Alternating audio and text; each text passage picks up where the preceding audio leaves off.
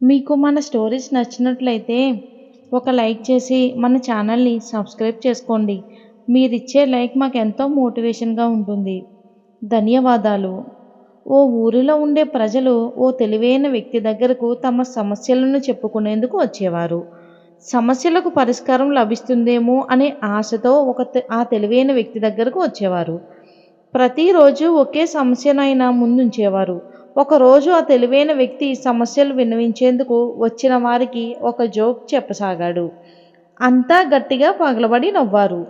కొన్ని నిమిషముల తర్వాత మళ్ళీ అదే జోక్ చెప్పాడు. దీంతో అక్కడ కొంతమంది మాత్రమే మళ్ళీ నవ్వారు. ముచ్చటగా మూడోసారి అదే జోక్ చెప్పాడు.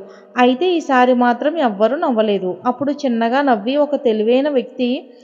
ఆ తెలివైన వ్యక్తి ఇలా అన్నాడు. ఒకే జోక్ మళ్ళీ మళ్ళీ నవ్వలేరు. అలాంటప్పుడు ఒకే సమస్యను పదే పదే ఎందుకు ప్రస్తావిస్తున్నారు అని ప్రశ్నించాడు.